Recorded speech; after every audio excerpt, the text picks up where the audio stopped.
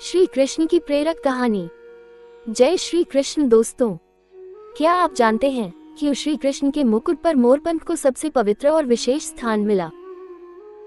ये केवल सजावट नहीं बल्कि इसके पीछे छिपी है एक अद्भुत और प्रेरणादायक कथा जो हमें प्रेम, भक्ति और राधा कृष्ण के अनमोल संबंध की गहराई समझाती है।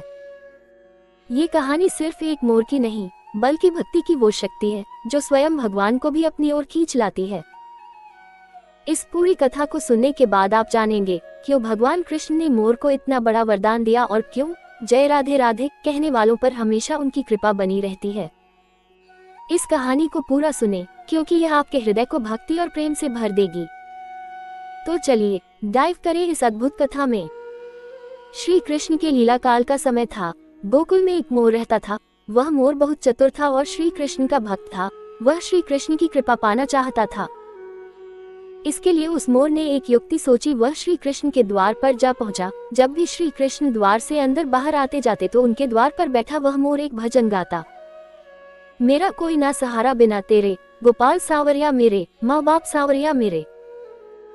इस प्रकार प्रतिदिन वह यही गुनगुनाता रहता। एक दिन हो गया, 2 दिन हो गए, इसी तरह 1 साल व्यतीत हो गया, परंतु कृष्ण जी ने उसकी एक न सुनी। एक दिन दुखी होकर मोर रोने लगा।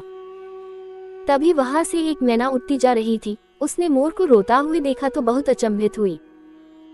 वह अचंभित इसलिए नहीं थी कि मोर रो रहा था, वह इसलिए अचंभित हुई कि श्री कृष्ण के द्वार पर कोई रो रहा था।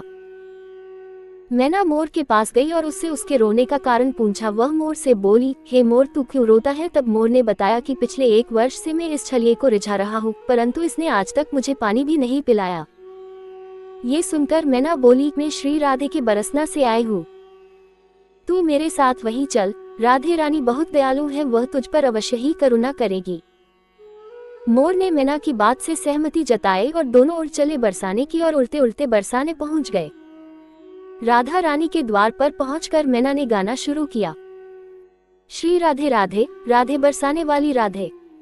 परंतु मोर तो बरसाने में आकर भी यही दोहरा रहा था, मेरा कोई ना सहारा बिना तेरे, गोपाल सांवरिया मेरे, माँ बाप सांवरिया मेरे।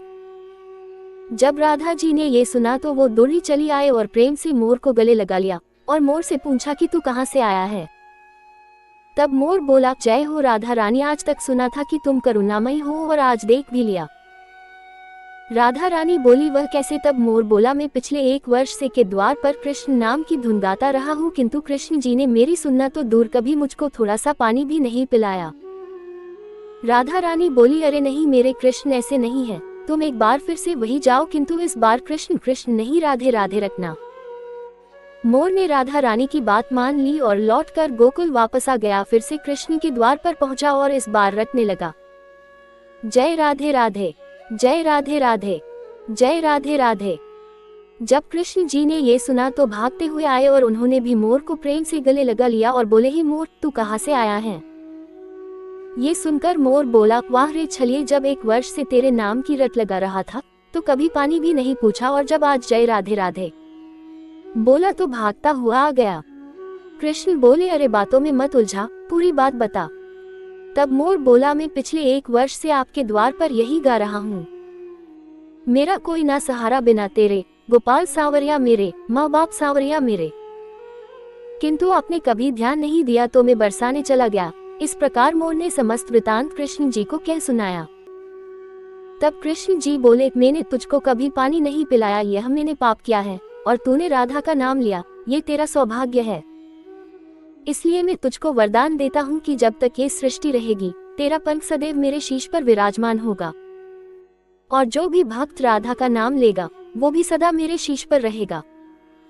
अतः श्री कृष्ण के भक्त प्रेमियों, यदि श्री कृष्ण का सानिध्य चाहिए तो प्रेम से कहिए, जय राधे राधे, जय राधे राधे, जय राधे राधे।